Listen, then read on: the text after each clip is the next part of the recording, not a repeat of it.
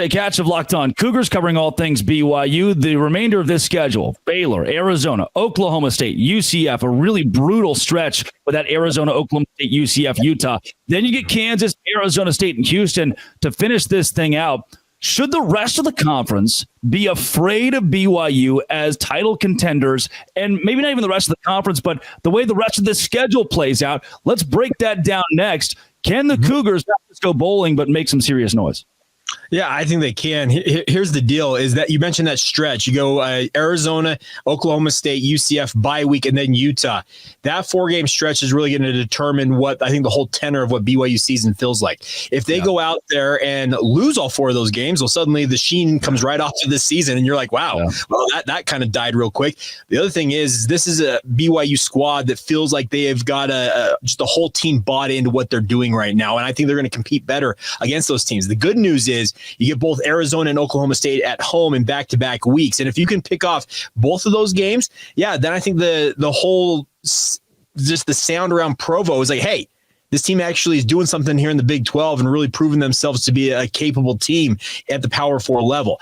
But I just look at this as the history of Kalani Sitake over the past 4 to 5 years is that October has routinely been the weakest month for BYU. So the 3 games in October, Arizona, Oklahoma State, and UCF, that's going to go a long way to determining if BYU is a contender or truly a pretender. Do you trust BYU as a contender yet, or is the sample size of 4 games too small? I still think it's a little bit small. Here's the deal. You can get up for 1 game in the Big 12 against Kansas State and have the crowd behind you and go out there and ride that wave of momentum to the win that they did. It was an impressive win. There's no doubt about that. But remember, last year, BYU was 3-0 to start the season. They were 4-1 at one point. They were 5-2 at one point, Drake. And then what happened? A 5-game losing streak to end the year. BYU fans, I think, are still being very cautious. They're happy that their team's 4-0, and obviously they're ecstatic that they took down a team the caliber of Kansas State. But I still think you need to take some time here, maybe the next 2 or 3 games. At that point, I think you can sit back and say, okay, this is a team that actually can make a push at this, or it's more of, okay, bowl eligibility, great, and let's see where the season goes from here.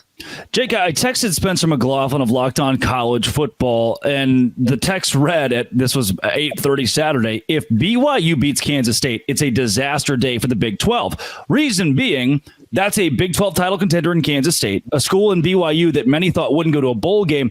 At this point, it's like the movie Santa Claus with Tim Allen. When you kill Santa Claus, you now have to become Santa Claus. If BYU goes 7-5, this loss only hurts the Big 12's odds of getting a team in the at-large for the college football playoff. Is BYU ready to be Santa Claus? Is this imposter syndrome? I mean, how do you assess the assessment that BYU's win means the Cougars have to step up? Well, I don't think BYU wants to be, you mentioned the Santa Claus. I don't think they want to do that because they have aspirations of doing bigger and better things. This is a team, I'm speaking to players. Well, being Santa Claus is good here. You want to become Santa Claus. Okay, sure, good point. Yeah, you want to become Santa Claus. Sorry, you don't want to be the Santa Claus who ended up, dying. Yes. You don't want to have that happen. Here's the deal. Jake, you don't want to be dead Santa Claus. Yes. We've narrowed it down to that. Okay. So the bigger thing for BYU is yes, they want to do some big things this season. The coaches and players have been talking about it all off season long. They've trained hard. They've worked on a lot of the things that they have hoped to improve from last year to be a better team than they are. But you're right. Let's say they do go a 7-5 or an 8-4 even. That is still not going to help the Big 12 because it just so happens that this week you have Kansas State and Oklahoma State playing each other. And one of those teams that was considered to be a contender ahead of the season is now 0-2 out of the gate. And that's going to absolutely cripple any chances of an at-large bid. So, yeah, BYU would love to make a run and become one of those teams that can be in the mix there. But if the sheen does come off and they're 7-5 or 8-4, that does hurt the conference as a whole. I know we've kind of talked negatively about how good BYU is, but I love the fact that from the emotion of Saturday into Sunday, a lot of the shows, myself included, that you're listening to are so high on BYU. It's good on Tuesday to bring the expectations to a level of, hey, 8-4 is still a really good season, though BYU fans have higher aspirations right now. It makes me start to question, is Kalani Sitake, what is he setting himself up for? Right now, the momentum is very high. If BYU goes 7-5 at this point, has it become a disappointment? Is the energy like it was last year, 5-2? Is the energy so high that now you have to keep it? Otherwise, you're going to disappoint a lot of people. I do think you have to keep it. He's talked about this. He's talking about each game as being a statement. That's the term he started to use for these games. So he mentioned in his press conference this week that Game 5 against Baylor, it's their fifth statement. So he's looking at it as each one of these games has a different message to the rest of the college football universe and the Big 12 as a whole, and even to the team themselves. And they do need to keep the energy up. If you go to Baylor and fall flat on your face, that's going to leave a really bad taste in Cougar fans' mouths because you're going to be on a bye week and then you're going to not be back in action until October 12th against Arizona. And who knows what Arizona looks like at that point. And I just look at this. You can't afford to fall flat on your face at this point. If you do, yeah, it's going to absolutely have a lot of people, Kalani Sitake included, feeling pretty down about how things started and maybe how they finished. But I look at this as a team that they are really intent on going out and showing the world that they're far better than what they were in 2023. And so far, they've proven that. They're 4-0 against all odds. I think most people would have had them 2-2 at best coming into the season.